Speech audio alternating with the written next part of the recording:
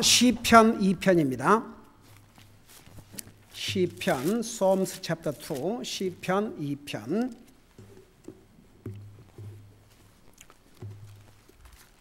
시편 2편.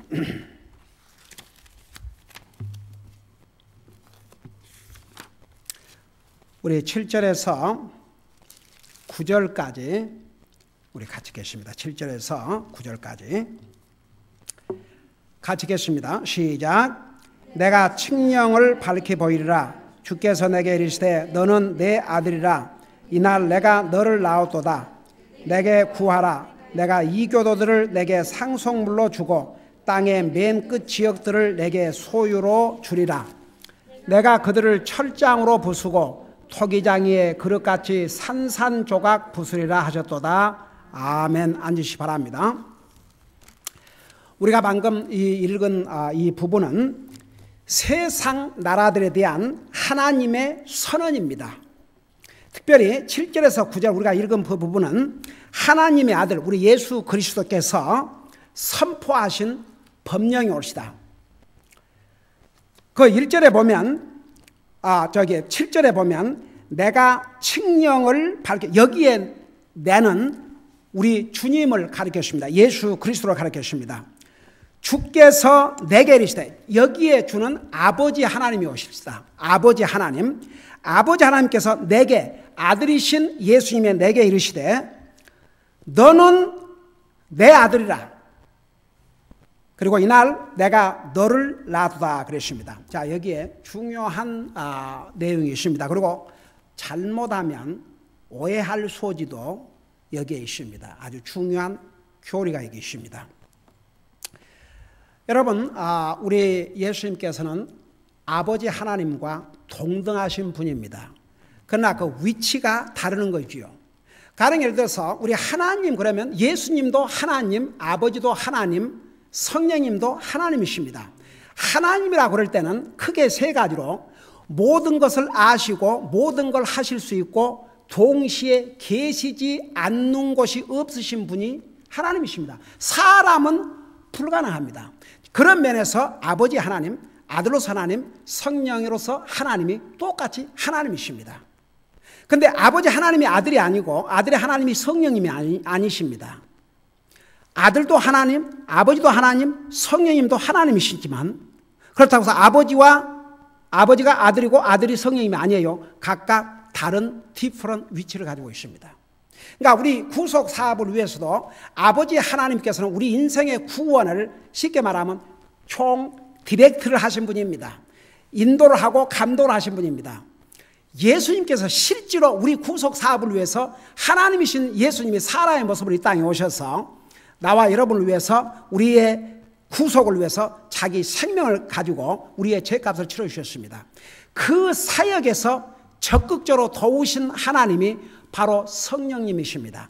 우리 예수님께서 사람의 모습으로 임신을 하셨는데 성경에 뭐라 해서 성령님으로 잉태하셨다고 그랬습니다. 마태복음 4장에 보면 예수님을 성령님께서 광야로 인도하사 그 시험을 받게 하시고 그랬습니다. 그리고 예수님께서 기도하실 때 성령님께서 그를 미니스터 도우셨다고 그랬습니다. 그래서 이제 아버지로서의 하나님 우리 예수님께서 나와 여러분의 구속 사업을 마치신 다음에 하늘나라 가셔서 아버지로서 하나님인 오른편에, 이 오른편에 참 중요해요. 그 오른편에 앉아 계십니다. 여러분 우리 요한계시록 공부할 때 1장에 보면 얼마나 그 모습이 그 거룩하고 찬란하고 두려웠으면 사도 요한이 죽은 사람같이 됐다고 그러지 않습니까? 예. 그래서 이제 이 아버지 하나님께서 아들이신 예수님께서 너는 내 아들이라 이런 칭호를 사용하셨어요. 근데 이제 우리 창세기 6장에 보면 하나님의 아들들이라고 그랬고 욥기에서도 하나님의 아들들 1장에 보면 하나님의 아들들 그랬어요. 그 아들들과 이 아들의 차이가 뭐인가? 여러분 잠깐 창세기 6장을 보세요. 창세기 6장.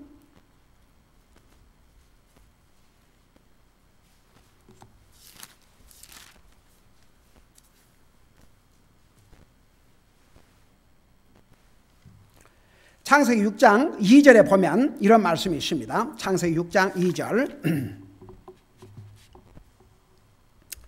거기 보면 하나님의 아들들이 사람의 딸들과 또 그들의 아름다운 것을 보고 자기들이 택한 모든 자를 아내로 삼으니라. 그래서 여기에 하나님의 아들들이란 말이 나와요. 그 다음에 욥기를 찾아보세요. 욥기. 욥기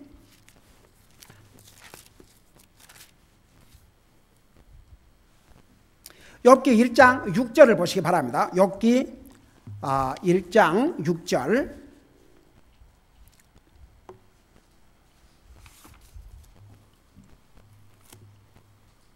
자, 거기 보면 이제 하루는 하나님의 아들들이 자기를 주 앞에 보이려고 왔는데 사탄도 그들 가운데 오니라고 그러죠. 여기 하나님의 아들들이라고 그러죠. 자, 여러분 보세요. 어떤 의미에서는 모든 인생들은 하나님의 피조물이기 때문에 그런 의미에서 하나님의 아들들입니다. 근데 이제 성경은 더 구체적으로 우리가 구원받고 하나님의 자녀가 되면 하나님의 아들들이 되는 거죠. 하나님의 자녀들이 되는 거죠. 이제 이런 칭호들은 예를 들어서 창세기에 나오는 하나님의 아들들, 그 다음에 욥기에서 나오는 하나님의 아들들은 일반적인 칭호들입니다. 하나님의 피조물이라는 의미에서. 근데 여기 시편에서 너는 내 아들이라. 대문자유다. 그래서 예수 그리스도 외에는 너는 싱귤러, 너는 내 아들이라. 그런 용어를 사용한 적이 없습니다. 성경에. 예수 그리스도를 향해서만이 너는 내 아들이라. 이제 우리가 구원받고 나면 우리도 남자나 여자나 다 하나님의 자녀가 된 거죠. 그러나 특별히 예수님. 이제 우리 예수님께서 이 땅에 탄생했을 때 잠깐 그 헤롯을 피해서 이집트로 요셉과 마리아 어머니가 피난을 갔지 않습니까? 근데 이제 내 아들을 애굽에서 불렀다. 자, 그게 이 구약 성경, 이 성경의 예언을 성취한 사건이 옳시다. 그래서 여기에 다시 여러분 돌아가 보세요. 시편 2장 7절에서 너는 내 아들이라. 그럴 때 이 아들은 바로 예수 그리스도만 가리킵니다. 그 다음에 이제 그 마지막 부분에 이는 내가 너를 낳았다 그랬어요. 자, 이걸 잘못 이해하면 그러면 예수님도 피조물인가? 그러면 아버지 하나님께서 낳은 자식인가? 이렇게 이해할 수 있어요. 그러니까 여러분 이런 그 교리 문제는 여러분 항상 여기 와서 이거 배우는 게 아니니까 이렇게 배울 때 정확하게 이해를 하시기 바랍니다. 그래서 우리는 항상 하나님의 말씀을 내가 분명히 알 뿐만 아니라 다른 사람이 이런 질문을 할 때도 대답을 할 수 있어야 한다고 말입니다. 그게 참 중요해요. 그러니까 항상 우리 구원받은 하나님의 자녀들은 구원받은 다음에 내가 하나님의 말씀을 알 뿐만 아니라 다른 사람에게 대답할 수 있는 항상 그런 그 무장을 해야 됩니다. 여러분 우선 내가 너를 낳았다 이 의미가 예수님을 피조물로 아버지 아들이 낳았다는 의미가 아니라는 것을 우선 어떻게 우리가 알 수 있냐면 우리 콜로새서 잠깐 콜로새 여러분 펴봐요. 우리 다시 시편 여기 올 테니까 여기를 접어놓고 콜로새를 보세요.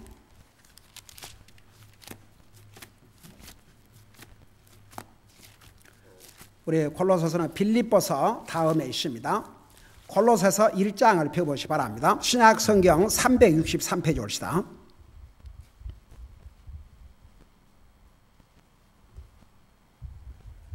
우리 13절에서부터 보면 1장 13절을 펴서요. 13절부터 보면 내가 읽고 설명할게요.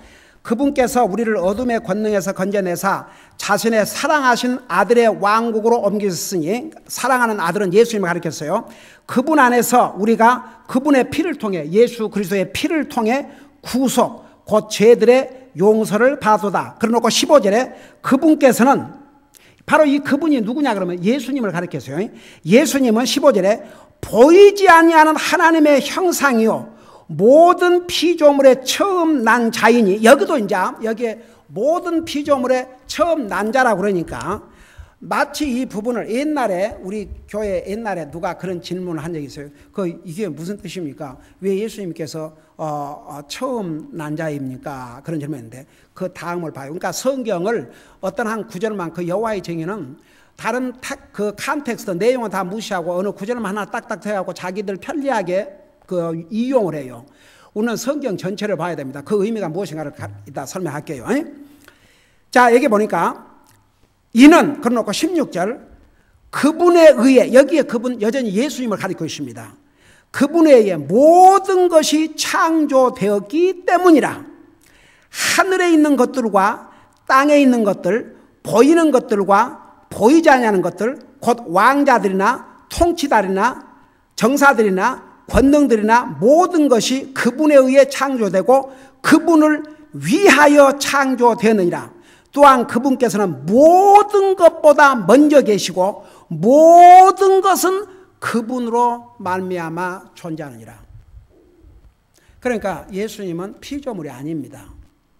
예수님 의해서 만들어지지 않은 것이 하나도 없다고 그랬습니다. 그리고 심지어는 모든 것이 그분을 위해서 존재한다고까지 했습니다. 이 세상의 모든 자연 만물이 누구를 위해서 존재한 줄 아십니까? 예수 그리스도를 위해서. 나와 여러분이 왜 존재해야 되는 줄 압니까? 예수 그리스도를 위해서. 그래서 이게 분명히 그분을 위해서 모든 것이 존재한다고 그랬습니다. 우리가 이 땅에 존재를 더 해야 될 이유가 있다면 그분을 위해서 그분을 더 섬기다 오라고, 그것이 유일한 이유입니다. 그래서 우리 예수님은 모든 존재의 이유가 되신다고 그랬어요. 그러고 나서 여러분 잘 아시는 요한복음 1장을 봐봐요. 요한복음 1장.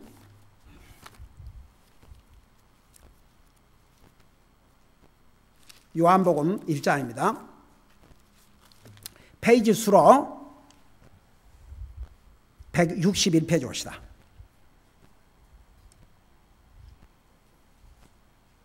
자, 여기 보니까 1절부터 보면 처음에 말씀이 계셨고 말씀이 하나님과 함께 계셨으며 말씀이 하나님이셨더라.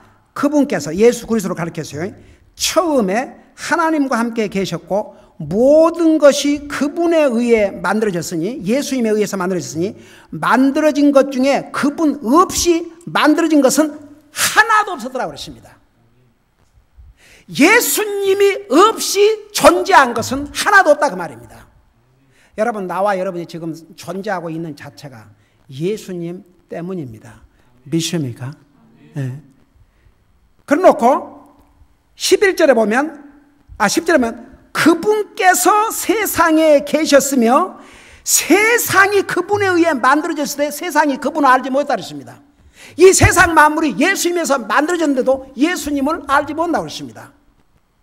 그러고 나서 12절에 그분을 받아들인 자, 이 예수님을 받아들인 자, 그분의 이름을 믿는 자들에게는 다 하나님의 아들이 되는 권세를 주셨다고 했습니다.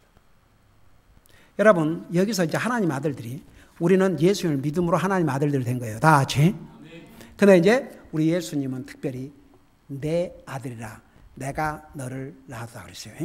그러면 도대체 이게 뭔 말인가? 내가 너를 낳았도다. 그 다음에 골로새 1장 16절인가 거기서는 처음 그 피조물이니 이런 표현을 쓰셨고, 그게 뭔 말인가? 여러분 잠깐 사도행전을 가봐요. 사도행전 13장을 펴보세요. 사도행전 13장. 이 부분에 대해서 나중에 성령님께서 사도행전 13장에 자세하게 설명하고 있습니다. 여러분 눈으로 직접 보시 바랍니다. 사도행전 13장.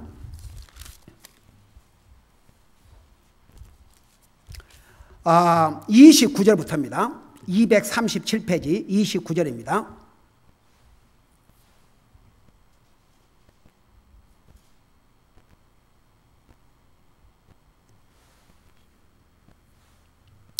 (29절에서부터) 37절까지입니다. 내가 읽고 설명할게요. 28절부터 읽고 설명해요. 그들이 그분에게서 죽일 이유를 하나도 찾지 못하였으나, 그러니까 우리 예수님에게서 사람의 관점에서 볼 때 죽여야 될 이유를 하나도 찾지 못했으나 그분을 죽일 것을 빌라도에게 구하였노라. 29절. 그들이 그분에 대하여 기록된 모든 것을 성취하고 나무에서 그분을 내려다가 돌 무덤에 두었으나 30절 하나님께서 그분을 죽은 자들로부터 살리셨으므로 31절 그분께서 그분과 함께 갈릴리로부터 예루살렘에 올라간 자들에게 여러 날 보이셨으니 그들이 백성에게 그분의 증인이 되었느니라.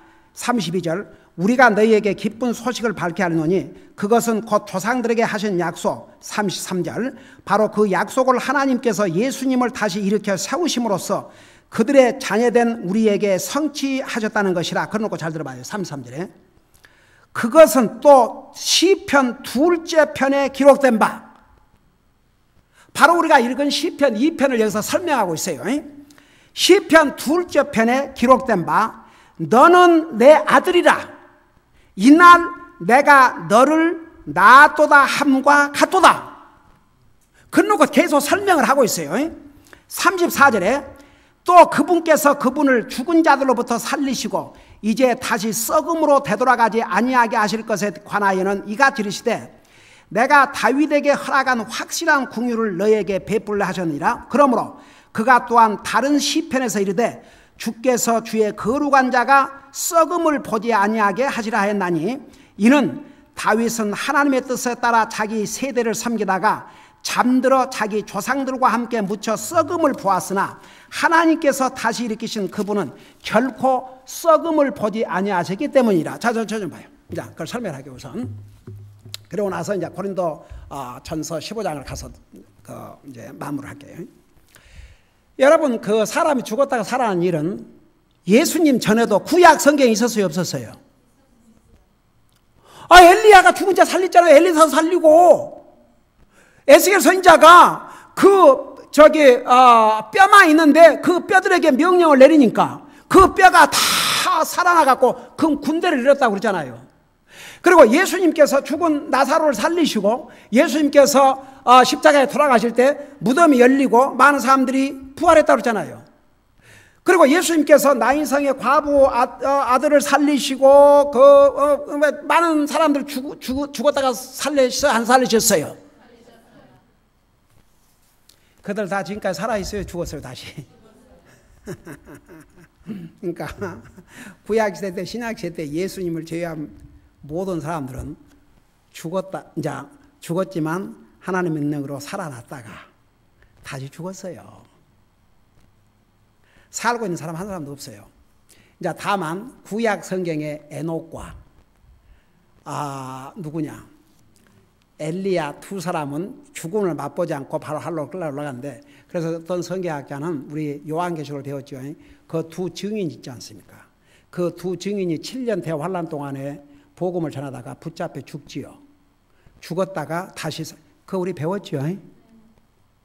기억나세요? 배가 불러서 잘 기억이 안 나요? 그 우리 배웠어요, 자세하게. 그 두 증인이 7년 대환란 동안에 하다가 결국은 붙잡혀서 죽었지요. 그런데 하나님께서 다시 살리셨죠. 그래서 아마도 그들이 바로 구약시대의 에녹과 엘리야가 아닌가, 그런 해석을 하는 성경학자도 있어요. 엘리야와 한 가지 분명한 사실은 여러분, 모든 사람은 진짜 죄값으로 죽어요. 그리고 이제 나중에 하나님께서 우리에게 영광의 부활을 주시면 그 부활은 영원한 부활이에요. 그러나 죽었다가 다시 잠깐 살아난 사람들도 다 죽었어요. 예수님 외에는. 예수님은 부활하셔가지고 지금도 살아계셔요. 그래서 그 예수님을 가리켜서 부활장이라고 하는 고린도전서 15장에서는 예수님의 부활을 가리켜서 예수님을 가리켜서 부활의 첫 열매가 되셨다고 그랬어요. 그러니까 예수님 이전에도 구약시대 때도 죽었다 살아난 사람들이 있고 신약시대 때도 죽었다가 살아난 사람이 있고 예수님께서 살린 사람도 있지만 예수님처럼 부활하신 다음에 계속 산 분은 예수님밖에 없어요. 그래서 예수님께서 부활의 첫 열매고 순서를 이렇게 정했어요. 그 다음에 두 번째는 예수 그리스도 안에서 죽은 자들, 그 다음에 셋째가 우리라고 그랬어요. 그 순서를 다 주었어요. 여러분 이걸 생각하면서 고린도전서 15장을 펴봐요. 고린도전서 15장.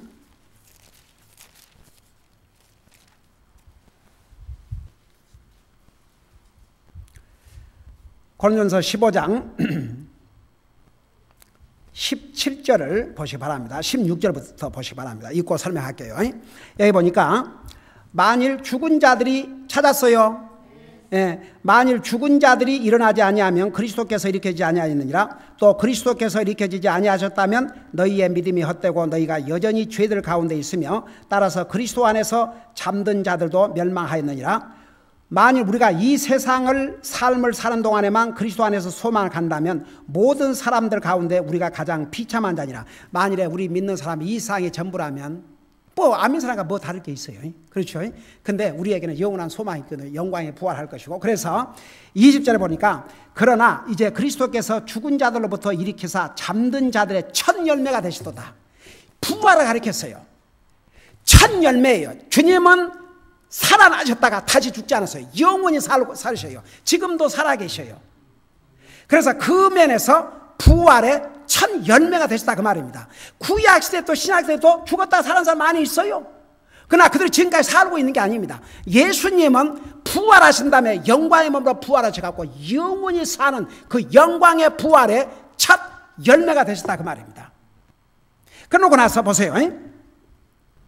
23절 보니까 그러나 각 사람이 자기 차례대로 되나니 순서가 있어요. 부활의 순서도. 먼저는 첫 열매인 그리스도시요. 그러니까 예수님께서 부활하셔서 첫 영원히 사시는 부활의 첫 열매가 되시고 그 다음은 그리스도께서 오실 때에 그분에게 속한 사람이라. 자, 우리 주님께서 공중 재림하실 때에 구원받은 모든 사람들이 이제 부활하는데 거기도 순서가 있어요. 예수님이 공중 재림하실 때 먼저 구원받고 죽은 사람들, 영혼은 하늘나라가 있고 육체가 땅에 있는 사람들은 먼저 이제 죽은 자들 가운데서 먼저 부활을 해요. 예수 믿는 사람들 가운데서, 예수님 믿고 죽은 사람들 가운데서 이제 예수님이 첫째 부활이고 예수님 믿고 죽은 사람이 둘째 부활이에요. 그러니까 두 번째 열매예요. 그 다음에 그때까지 살아있고 구원받은 하나님의 자녀들이 순식간에 끌려 올라가요. 그러니까 이제 예수님이 부활의 첫 열매요. 예수님께 속한 구원받은 하나님의 사람들이 그 다음에 부활인데 그 부활에도 순서가 있다 그 말입니다.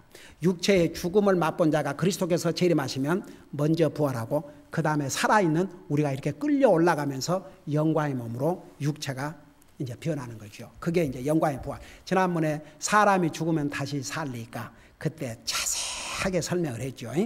그래서 이런 의미에서 예수님은 그러니까 부활을 가리켰어요. 부활. 내가 나았다 그 말이 바로 부활을 얘기했다 그 말입니다. 이해가 되십니까? 예수님의 부활을 가리켰어요. 그래서 사도행전에서 이렇게 자세하게 그 부분을 설명을 했습니다. 기도하십시다. 우리 아버지 하나님, 우리를 구원하시고 오늘도 하나님의 진리의 말씀으로 우리를 먹이시고 또 진리의 말씀 안에서 주님을 예배하며 주님을 섬길 수 있게 해주셔서 감사드립니다. 우리 사랑하는 성도 한 사람 한 사람 계속 이 하나님의 말씀 위에 굳건히 세워 주시옵소서. 또 예배 후에 있을 고등학교 졸업식 후에도 주님 함께하여 주시고 모든 순서를 통해서 주님 홀로 영광을 받으시옵소서. 감사합니다. 사랑합니다. 예수님의 이름으로 감사 기도하옵나이다. 아멘.